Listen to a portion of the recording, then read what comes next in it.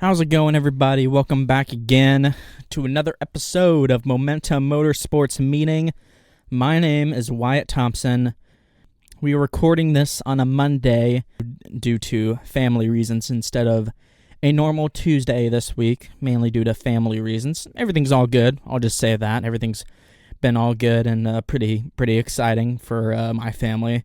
Just not able to record my episodes on a Tuesday like I normally do, so just kind of wanted to give y'all a shout out there.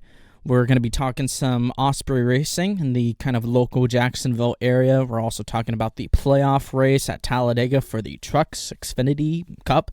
Then we'll also talk about the F1 Circuit of the Americas, the Grand Prix, the United States Grand Prix this past weekend. And we'll have plenty to dive into for our motorsports segment. So without further ado, let's go ahead and get to it. This is Momentum Motorsports Meeting.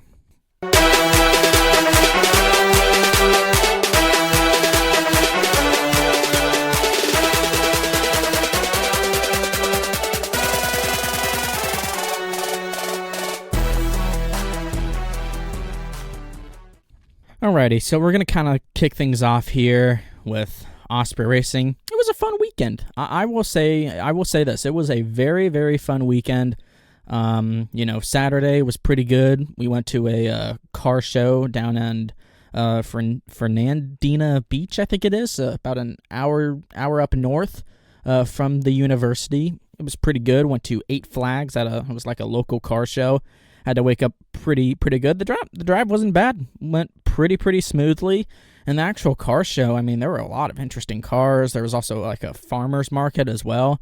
I got to try there was some hot sauce up there. There was like a mild hot sauce, and it had a lot of flavor to it. There was a lot of flavor added, especially with a lot of the hot sauces that I tried. And it honestly wasn't too bad at all. Lots of different pieces of like glassware and different pieces of food. It was pretty good. I even had a donut. I went to it was a vintage 8 Flags donut shop. Actually wasn't bad. So that was kind of Saturday, and then Sunday it was kind of a lot of skid pad testing.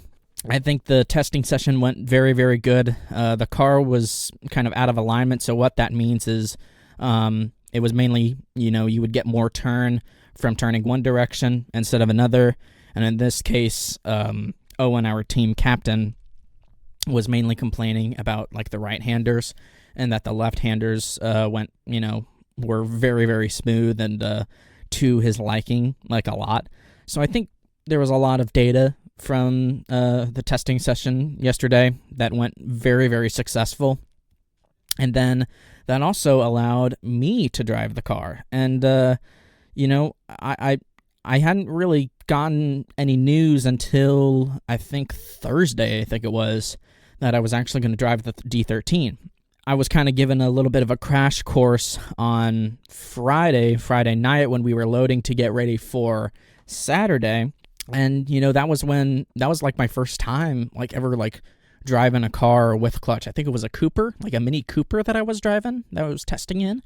Owen kind of gave me a lot of really good pointers, and I felt like I did pretty good. I stalled out a couple times. I think the hardest part is actually kind of getting it to start and getting it to run, and then a little bit after that, it's very smooth. Now, the Mini Cooper and our Formula style SAE car, the D13, it's very different. When I first got in, I saw that the clutch, when the clutch, for most cars, it's kind of mainly on one of the pedals, right next to the brake. But for the D13, it was kind of like a lever that you could pull, and then you could kind of rest your thumb just on the tip of the dash of the screen, and then you could kind of use that, and you had to apply a lot of force to it. You had to have strong fingers, and thankfully for me, I had strong fingers. And that was kind of the main challenge, was just kind of getting it to start. And you had to kind of release it very gradually and hold the throttle at a steady amount of RPMs. The gas pedal for the D13, it's very jumpy. it loves to go really, really quick. And I was kind of like, you know what I mean? That's kind of what the motor was kind of going when I was hopping in. But when I actually got in it, holy smokes, that was so much fun. Oh my gosh. I want to do it again. I felt very, very comfortable, and there are a lot of times where I really wanted to go like very, very fast, and in some cases I did. And I was mainly in second gear when I kind of got to a comfortable pace, and I was kind of debating, like especially on one of the straightaways, I was kind of debating on, okay, do I go into third gear or do I not go into third gear? And Owen had been kind of noting that, you know, it like when you go into third gear, it makes a little bit of a clump. Like it you know, like you can kind of feel it when you want to go into third gear. And I was kind of debating. I was like, okay, should I go into third gear or should I not? But I kind of decided that I was pretty happy with, you know, being in second gear. And I had so much fun. Like, that was probably the most fun that I've ever had. Like, actually, the strap, like getting actually strapped in, it's tight. It is really tight. It is very, very tight. It's like you're gasping for air almost.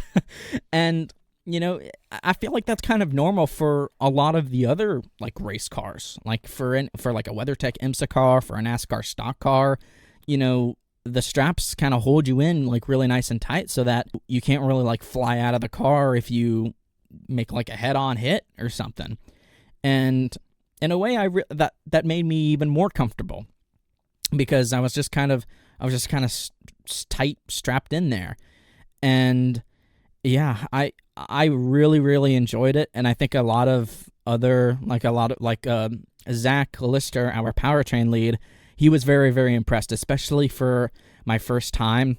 Like when I was kind of like letting off, like releasing the clutch and holding at a steady throttle, and finally able to kind of like make a first couple of like circles.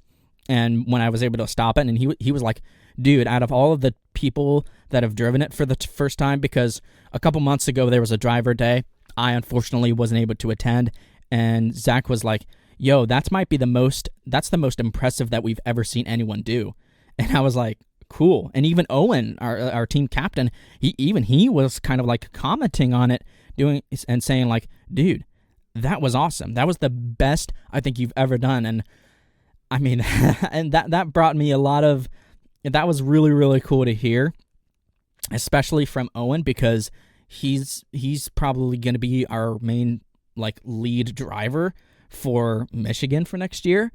And it felt really, really cool to know that what I was learning, I was like applying it to the car. And I was kind of given a nickname when I did like a 5-lap stint, and I was kind of given a nickname, PJ Wyatt.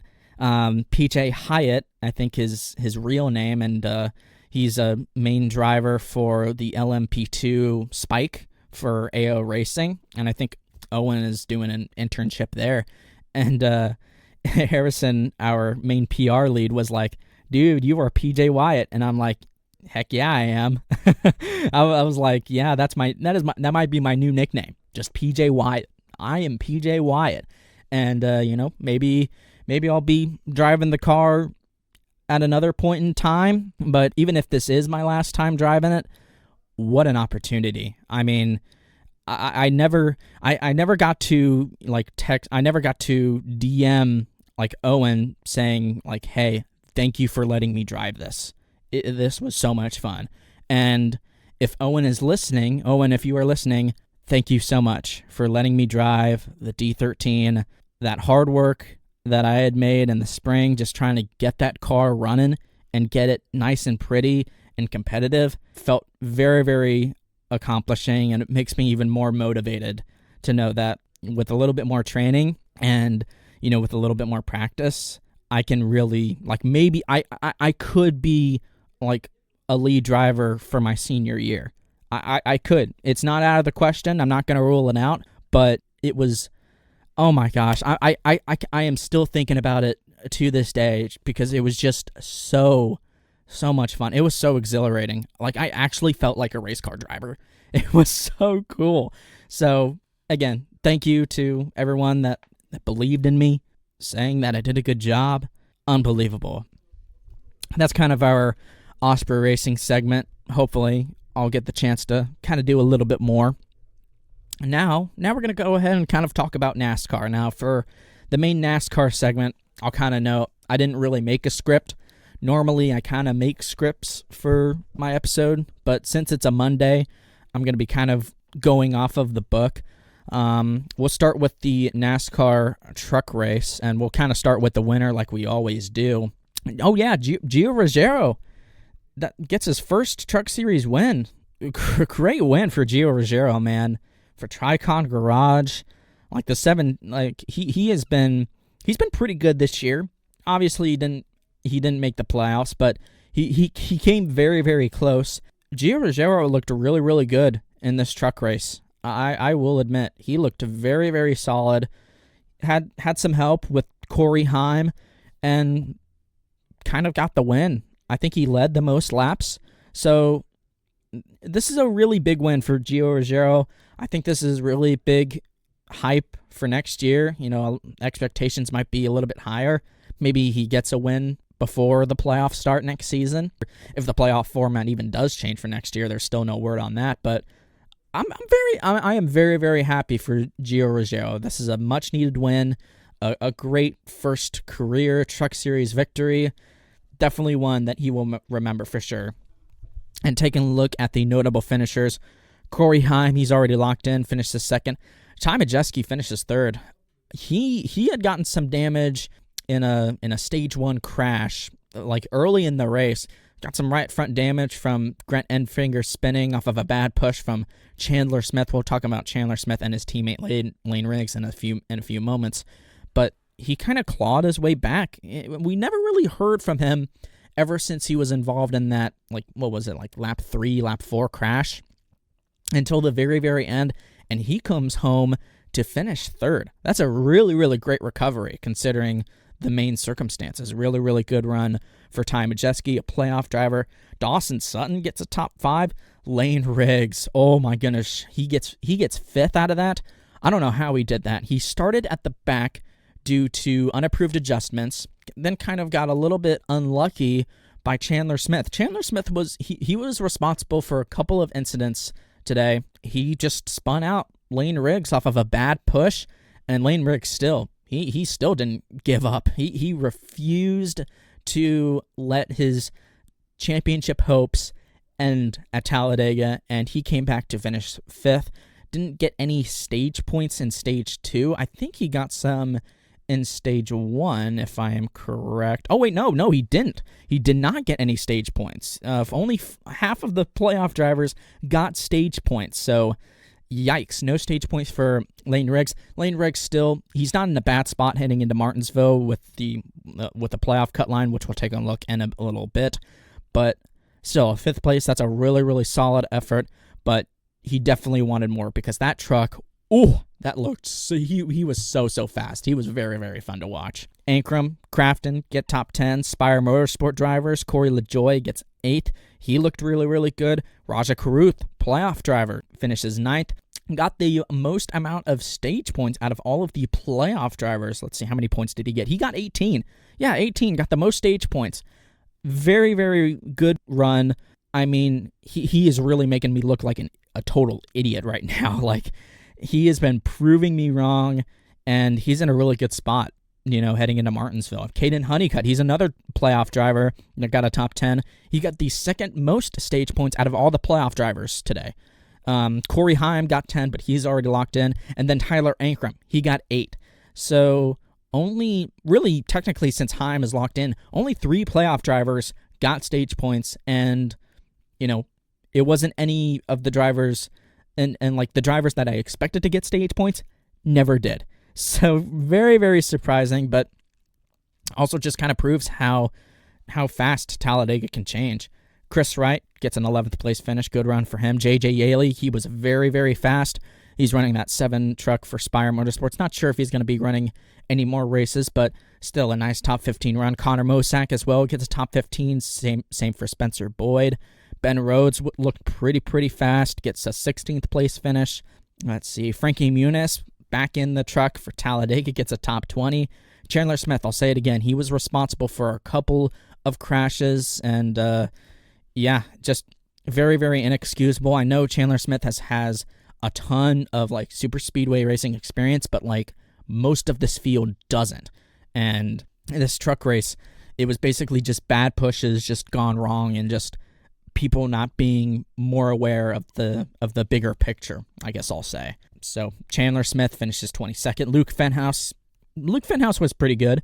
Started 6th, was really good, but ultimately finished 23rd. Parker Kligerman, I think, had some mechanical issues. Parker Kligerman was also pretty fast, finished 26th. Tyler Tomasi in the number 69 truck for MBM Motorsports. I had my name on the back of his truck, and the 69 truck looked really good. Looked very competitive. Ran top 20 virtually all race, even cracked the top 10 at a couple moments, but then had a tire go down, late in the race, finished 27th, started 27th and finished 27th. Honestly, I'm happy that the truck got some TV time. It was noticed on TV. It was recognizable. I can't really complain. Like normally for some sponsors, like it's like, dang, that was terrible. That was a terrible run. We're putting all this money into you. We're dedicating our entire partnership. Like, we need you to have good runs. For me, just kind of wanting to put my name out there more often, I'll take it. I mean, it getting TV time, I mean, I'm not saying that the names on the back of the truck were even noticed by the broadcast, but it was still nice to see the 69 truck at least get some TV time. So really happy about that. Let's see, that might be all of the notable finishers. Oh, wait, no. Jake Garcia finishes 29th, was involved in that Grant Enfinger, like lap 4 crash early in stage 1. Hamrick finishes 34th. A playoff driver, just unfortunate for him. I think he had cut a tire, and then Tony Breidinger just kind of ran right into the back of him, just completely unaware. Grant Enfinger, I mentioned, just caught in an early crash, finishes 36th. Though didn't really make much laps. Norm Benning, want to talk about him. He had an engine blow, literally, like his engine blew up. Was smoking out of turns 1 and 2, and then immediately, bam, like a fire explosion. He was smoking. There was a bunch of fire underneath the truck, and Norm Benning was able to get out. But man, for a team like Norm Benning, I interviewed him about in Daytona in February, and he talked about how he does not have a lot of equipment, and that he's using what he basically has. And I saw a report that a new engine is $75,000 for Norm Benning. That's just insane. But those are the notable finishers. Let's take a look at the playoff cut line. Corey Heim, he's already advanced. Gio Ruggiero, who's not in the playoffs, he's not in the playoffs, so nobody else is advanced other than Corey Heim. But take a look at this. Raja Carruth is 14 points above the cut line heading into Martinsville. That is a big gap. I'm not saying that it's a huge gap, but a gap for Raja Carruth, that's a big win. Big win for Raja Carruth, being plus 14 points above the cut line. Again, he's making me look foolish. He is making me look really foolish. Tyler Ankrum is plus 8. I feel like Ankrum could be pretty good if he relies a little bit on his teammate Daniel Hemrick. Caden Honeycutt is plus 5. Ty Majeski is minus 5, the first guy out. Lane Riggs is minus 6. The short tracks for Lane Riggs have been pretty good this year. Only 6 points out. That can be made up. That can be easily made up at Martinsville. Martinsville, for pretty much the entire season, has been crazy. It's just been nonstop, just utter chaos, and especially in the playoffs. So Lane Riggs could make up that spot. He could be in the championship 4. Daniel Hemrick is 32 points out. I think he needs to win. I think he needs to win Martinsville. He got the win earlier in the spring, so there's no telling he can't do it again. And then Grant Enfinger, 40 points out, easily in a must-win situation. So that's kind of the playoff cut line. Corey Heim is already advanced, so nobody is really safe. Not even Raja Karuth, who is 14 points above the cut line. He is not safe as well. So that's the playoff cut line for the Truck Series. I thought this race was a decent race. It was decent. Lots of pushes and just drivers not having more awareness, especially, near the start of the race. Yeah, I mean, this race was okay. This race was good. The ending was very, very thrilling with Gio Ruggiero just trying to block all the lanes, getting his first Truck Series career win. That was really, really good. So overall, this was a pretty good Truck Series race. And now we'll go ahead and get into the Xfinity Series race at Talladega. The Xfinity Series race was also pretty good. We're going to go ahead and start with the winner. Austin Hill gets the win. Looked like himself, honestly. He really looked like himself. He was eliminated a couple of weeks back, but if he didn't, he would be in the championship floor right now. That's kind of mind-blowing. That is honestly very mind-blowing to say. Austin Hill he just looked like himself. Just dominating, leading the race, staying up front, staying out of trouble, and getting the win. That's a great result for Austin Hill. Austin Hill is just, he's great at super speedways, man. He is like a super speedways merchant.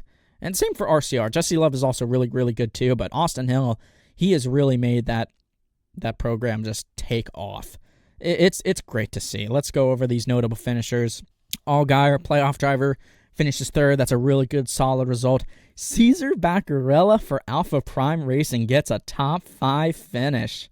Really good run for him. Blaine Perkins, Parker Retzlaff, Leland Honeyman, for all three of those drivers for, semi-competitive organizations get top 10 runs. That's really good. Sammy Smith, playoff driver, finishes 9th and got a good amount of stage points. A decent amount. Not the most, but definitely a decent amount considering his other playoff contenders. So really good run for Sammy Smith. Sammy Smith just kind of dodged many of the wrecks. We'll talk about some of the wrecks in a little bit. He was very good. Jesse Love was extremely fast. I had actually picked him to win this race.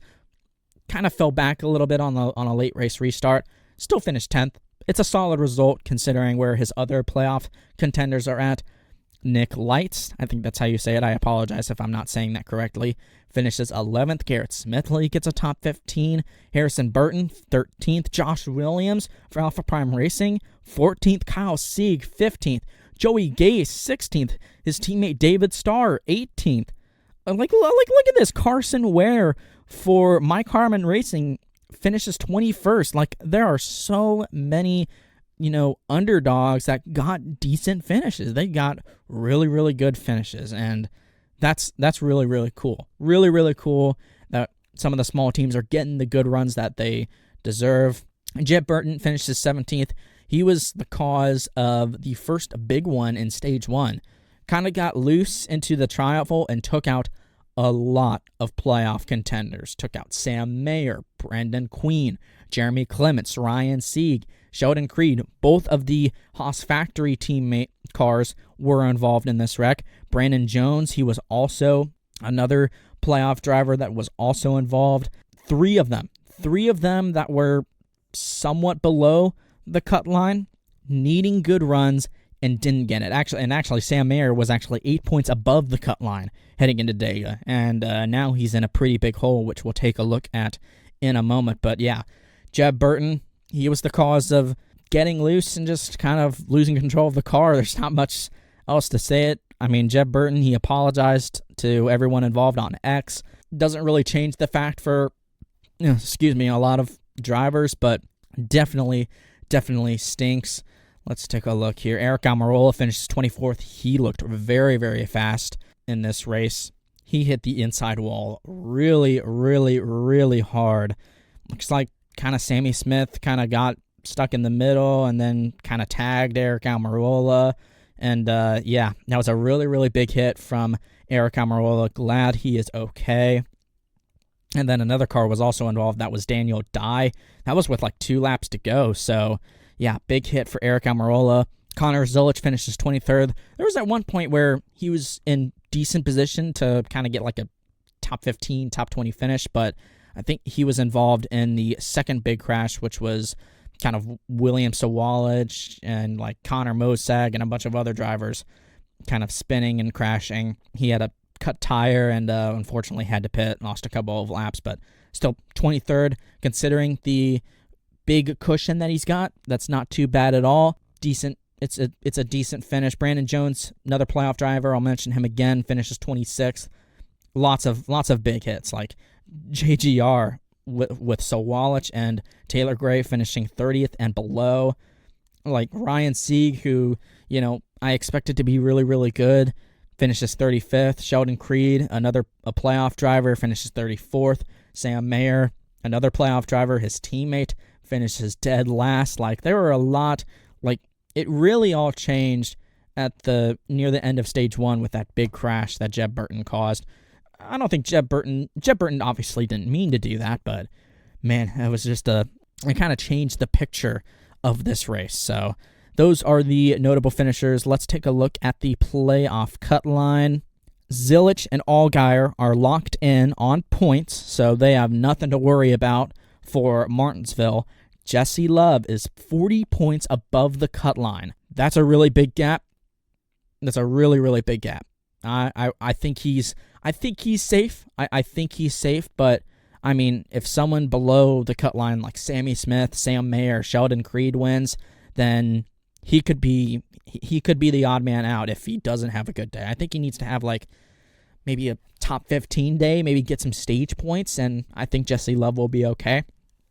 Carson Kvapil, he is the last guy in, 11 points to the good. Yeah, I don't know. I don't know about Carson Kvapil. I feel like he needs to have a really, really good run at Martinsville. Sammy Smith, 11 points out.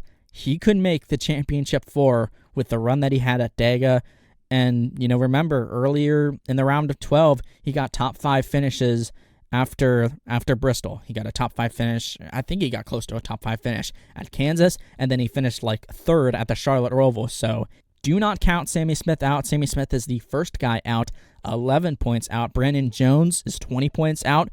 JGR is pretty good at Martinsville, so I think Brandon Jones, I think he needs to win. He's only 20 points out. I mean, well, maybe not. I mean, it all depends on the other playoff drivers. It all depends on how qualifying goes for some of these playoff drivers, really. But Brandon Jones, he needs to have like a top 3 day, get top 3 in both stages and the race.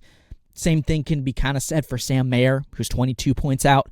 Yeah, I mean, Sam Mayer has been a pretty big disappointment, especially in this round, because I had him going to the championship 4 because the speed that he's shown. He's been like the fourth to 5th best team out of all the Xfinity Series teams. Like, there's the 7, the 88, the 19, which is like the top 3, and then there's like the 41, and then like the 54. The 41 is kind of where I have them, and I thought that they would be good here. I thought they would make a lot of points up at Talladega, and unfortunately just kind of got caught up in a wreck that wasn't their fault. So Mayer is 22 points out. Sheldon Creed is 41 points out. Yeah, that's a must-win. That is a big must-win situation. The one thing going for Sheldon Creed right now is that he's really, really good at Martinsville. Martinsville, he needs to win, and he's got a pretty good shot to do it. I think 2 years ago, he came very, very close. He was battling his teammate Austin Hill for the race lead and finished second to Justin Allgaier because of a big crash out of turn number 4. So do not count out Sheldon Creed. Sheldon Creed could definitely pull off the entire upset. So that's basically the playoff cut line, with Martinsville next week being an elimination race. Oh, that's going to be very, very exciting. This race was okay.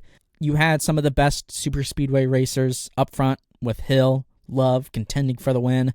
A bit of a bummer, early or like late in stage 1 where that big crash took out like almost all of the 4 drivers, like the big 4 drivers, like the Haas factory team cars, Ryan Stieg. Like, those were some big 4 drivers that got taken out through no fault of their own, really, and just basically couldn't contend for the win. But this race was good. I fairly enjoyed this race. This race was good. It was solid. It was exciting. It was basically kind of what we expect from Talladega these days. So that's the NASCAR Xfinity Series race. Now we'll get into the NASCAR Cup Series race at Talladega. There's a good amount to unfold here. Where do we even start here? I guess we'll start with the winner.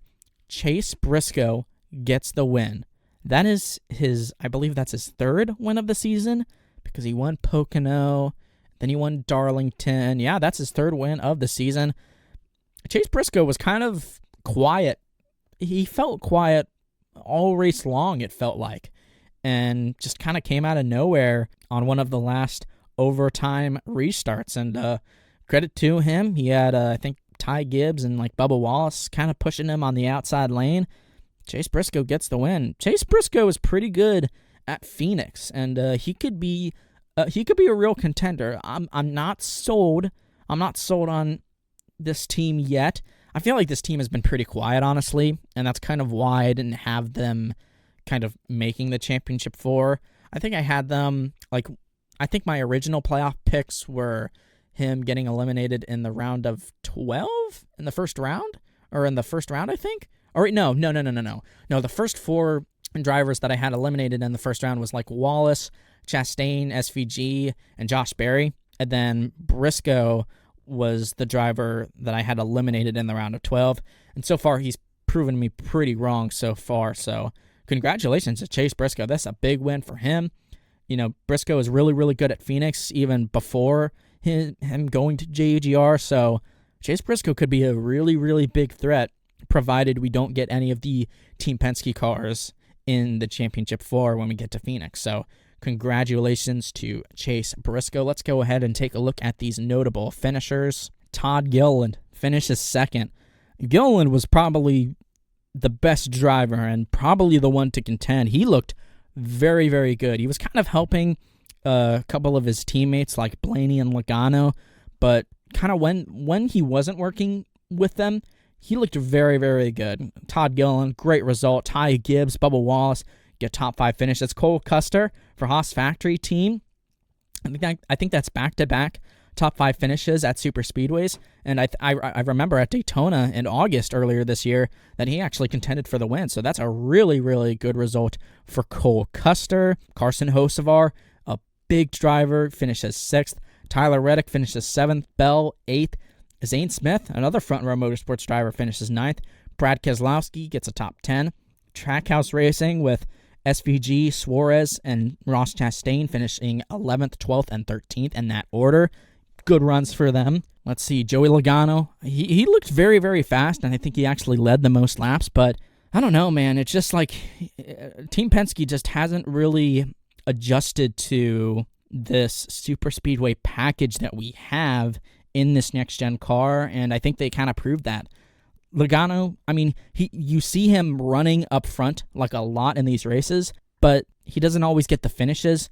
I mean, he kind of, like, near the end of the race, like, I saw him kind of, like, laying back a little bit, like, in the back of the pack when he got freight trained by a lot of the other drivers. And then I kind of felt like he was anticipating a wreck, and one just never really formed, and then he kind of had to climb back up there. So finishing 16th, which, I mean, it's not bad, but when you don't get stage points in stage 1 or stage 2, actually no, he did get stage points in stage 1, but he didn't get any in stage 2, while a lot of other playoff drivers like Bell, Byron, Larson, and Briscoe also got stage points. So, I mean, that's a huge blow for Joey Logano in that 22 team. I mean, now he's in an even deeper hole. We expected Team Penske to really perform, and they just didn't. Like, even Ryan Blaney finished 23rd, got a good amount of stage points, but just ultimately wasn't in position, for the race win. And I saw a tweet earlier, like after the race,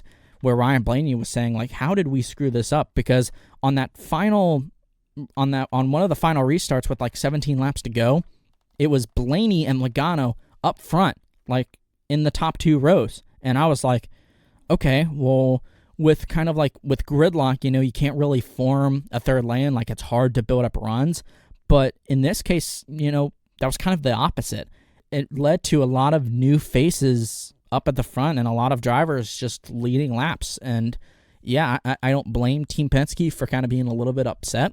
I think Team Penske was also dealing with some like oil gearbox failures. So with the way like the air flows, you can kind of change like how much air can kind of get into that radiator for the water temps, to kind of improve the car a little more. But that can also kind of increase the potential of like the engine blowing up with the water temperatures being higher than normal. So Joey Logano was definitely complaining about that a lot, especially pretty much throughout the entire race. Same for his teammate Josh Berry, and Josh Berry actually went to the garage as well, finished 33rd. So Penske was kind of testing out some things, wondering if it would work, and I don't really think it did. So big missed opportunity for Team Penske. Shout out to Casey Mears and Garage 66 getting a top 20. That's a really, really good run for them. Kyle Busch finishes 19th. Busch looked like a really, really contending car. He looked really, really good, and there were at times where I thought he was going to win. Ty Dillon finishes 20th. I think it was, I can't remember when in the race this was, but like he hit the tire for Josh Berry's number 21, and it actually kind of hit one of the crew members that was working on like his right rear, and Ty Dillon got penalized. Like that was completely avoidable, and that I don't know what that was. Ty Dillon and Colleague Racing, they're not doing a lot of good right now because his spotter got fired for the lack of communication that was being done at Las Vegas, which involved like him and Byron kind of running over him practically. And I remember, Ty Dillon's previous spotter kind of tweeting that like he got to the track and then he was told that he got fired. And now with this, like that's just 2 straight weekends where Colleague Racing makes headlines for all the wrong reasons. That's just insane. Anthony Alfredo was up front for a decent part of this race, finishes 21st. Austin Hill showed his face a couple of times, finishing 22nd. Let's see here. Denny Hamlin finishes 24th. He's already locked in. Nothing to really worry about there. William Byron, he was actually in position to get a top 10 finish, but then I think coming out of the tri-oval, I think he went up to block Carson Hocevar, I think, and then Hocevar just had too big of a run and just couldn't slow down in time. Byron was in position to finish like 10th or something, and now he finishes 25th. So considering where he is on the playoff cut, where he was in the playoff cut line heading into this race, that's really not what he wanted. Kyle Larson finishes 26th. Chase Elliott finishes 40th. He was involved in a crash, really nothing of his own doing. Looks like Noah Gragson kind of gave Eric Jones a bad push heading into turn 3, caused a major, major crash. Jones, Gregson, Allmendinger, Stenhouse, Haley, Austin Cindric. AJ Allmendinger, his car was like smoking because he had hit the outside wall pretty hard, and AJ Allmendinger kind of got out of the car, was kind of laying down on the ground. Thankfully, AJ Allmendinger was okay, but yeah, just a big crash, kind of going wrong a little bit there. So those are your notable finishers. Let's go ahead and take a look at the cutoff line, see where everyone is at with one race remaining. Let's see. Briscoe, Hamlin, they've already advanced on wins. Christopher Bell is the third JGR driver, 37 points above the cut line. Bell was pretty good at Martinsville, so I think he's pretty much safe. Then Kyle Larson is the last guy in, 36 points above the cut line. I don't know, that's a decent gap, but again, if we get a new winner that's below the cut line, like Byron, Logano, Blaney is unstoppable at Martinsville in the playoffs. I mean, it could be a battle between Bell and Larson for the final playoff spot, so that could be very, very interesting. Taking a look at who is out, Byron is out, the first guy out, 36 points out. Logano is 38 points out. Blaney is 47 points out. And Chase Elliott, with that 40th place finish that he had at Dega, 62 points out.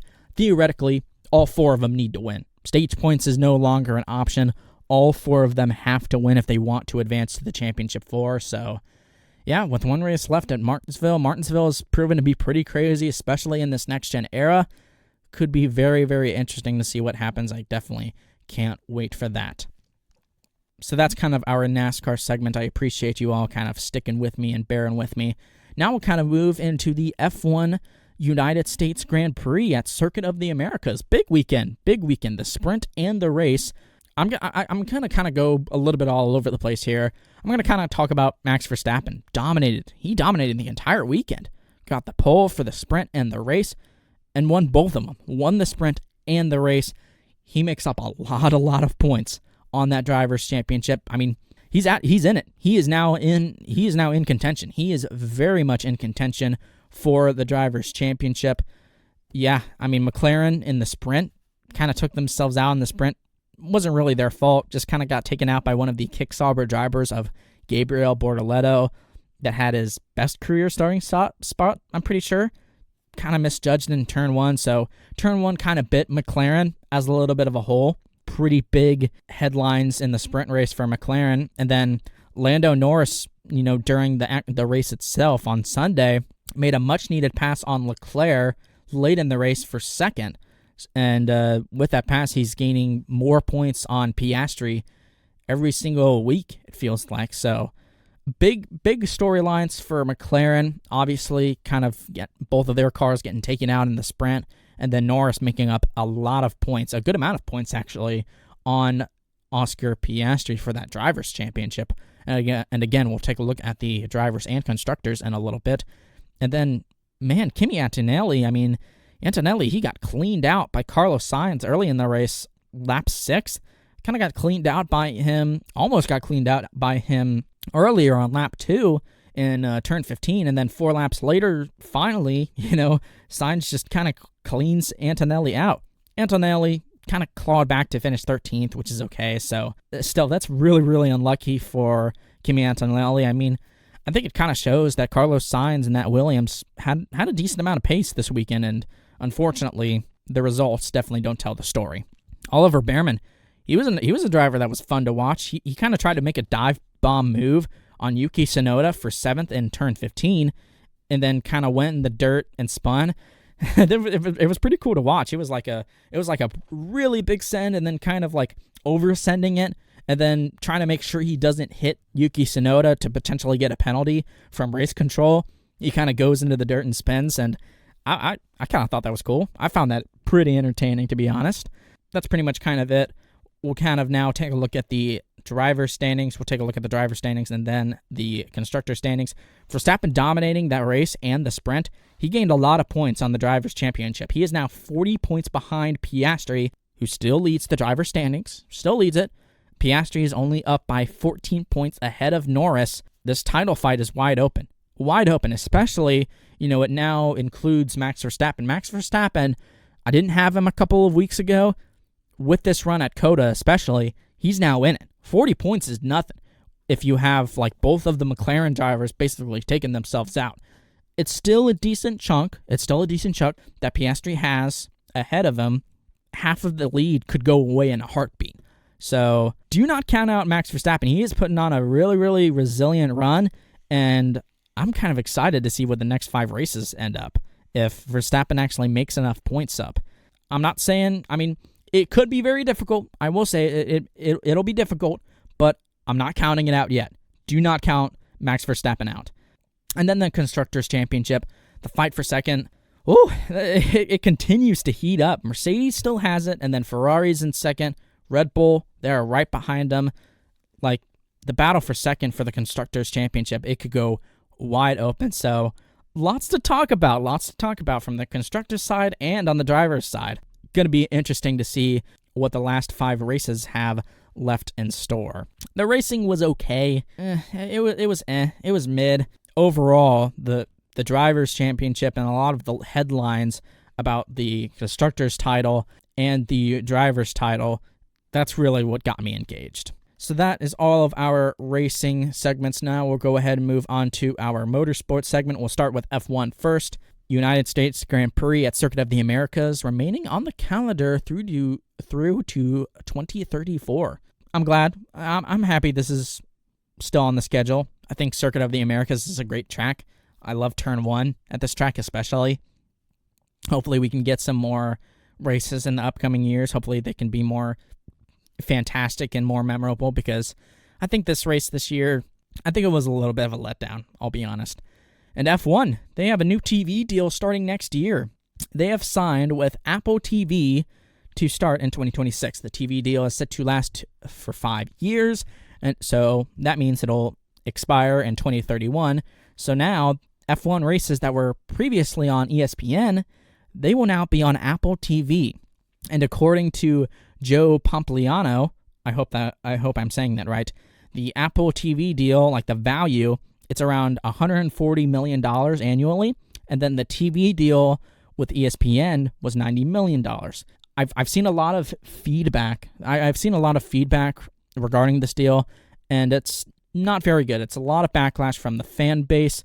You know, personally, I don't have Apple TV, and I think ESPN was a great channel for F1 because almost everyone has ESPN if you're on a cable subscription.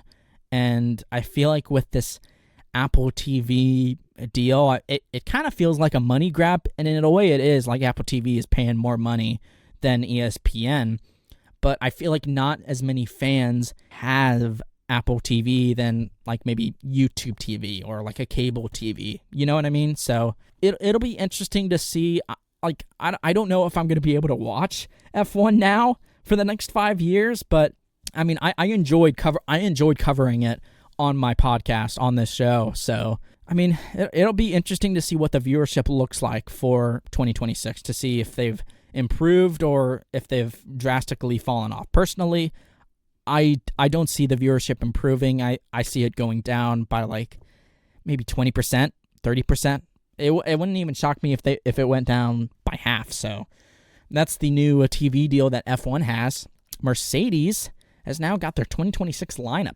It's the same as this year's. Mercedes has basically confirmed that George Russell and Kimi Antonelli will race for Mercedes in 2026. Solid decision all around. George Russell is Mercedes' best driver right now, and Kimi Antonelli has shown a good amount of flashes, especially early in the year. And I think with a little bit more work, he can definitely get to George Russell's level. So happy for all of the Mercedes fans out there. Wishing them luck in 2026.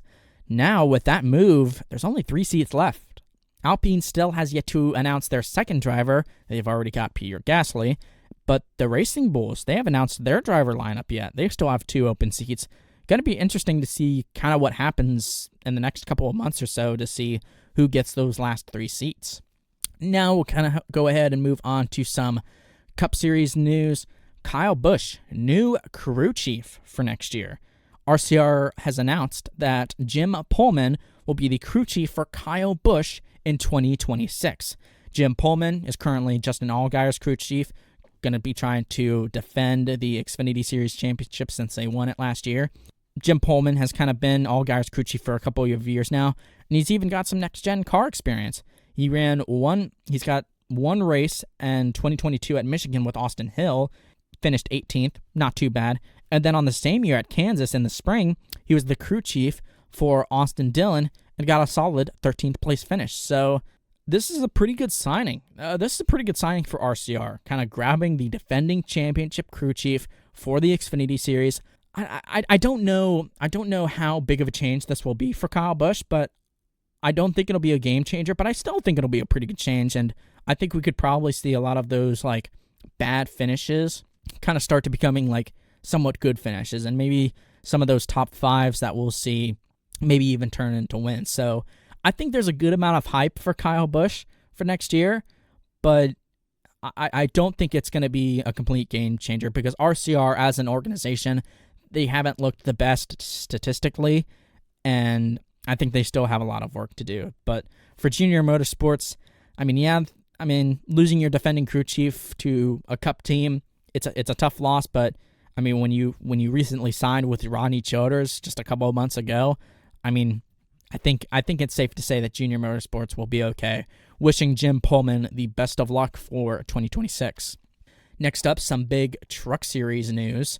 Brendan Queen, the ARCA Menard Series champion, is now racing for Kaulig in the Truck Series in 2026. The team has announced that Brendan Queen will drive for Kaulig next year in the Truck Series, driving Ram trucks.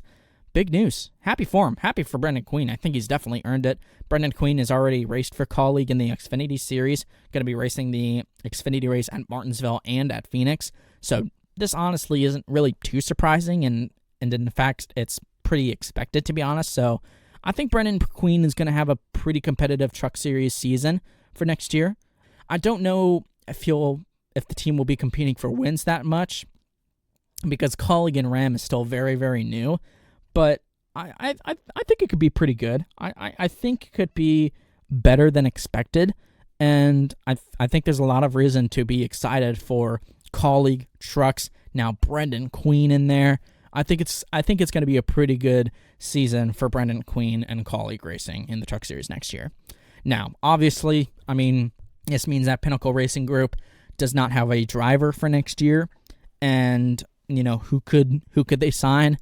They could sign Tristan McGee. He's ran 3 races for the team this year and has looked pretty decent in those races. And remember, he won at Watkins Glen, and that was for Spire Motorsports. That was for a completely different team. So could be very, very interesting to see what happens, you know, for that team, that ARCA Menard Series team coming forward for 2026. So wishing Brendan Queen the best of luck. Happy he's moving up the ranks.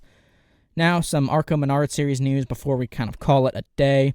On a front stretch article by Mark Christie, Tyler Reif will not return to Sigma Performance Services. It's unclear on where he will go. According to the article, he's rumored to drive for Nice Motorsports next year, and it's kind of funny because he's going to be running the Truck Series race finale at Phoenix for Nice Motorsports. So I don't really know where he goes. Tyler Reif, he's had a pretty successful ARCA Menard Series career so far. He's had a decent season this year, so it'd be great if we saw another ARCA Menard Series driver like Brendan Queen kind of move up in the ranks. But, you know, if not, hopefully Tyler Reif has a full-time ride for next season. And then the last little piece of news, City Garage Motorsports has announced that Ryan Bell will join the team as Director of Race Operations. According to their press release, Ryan Bell kind of last worked with Rev Racing, and now he's at City Garage Motorsports. And yeah, I think this backs up the reports from Toledo that Rev Racing is expected to not return to ARCA next year. I think, you know, with this press release statement and with what City Garage Motorsports has announced, I think it further backs those rumors up. So there's still a long way to go in the ARCA off season. So it'll be interesting to see if Rev Racing is truly gone for sure. We will be back next week with a little bit more of a thorough episode. We've got the F1 Mexican Grand Prix. We've got the NASCAR Trucks, Xfinity, and Cup at Martinsville for the elimination race for the round of 8. Should be very, very exciting. I will see you guys later. Have a great day, everybody. Take care, y'all.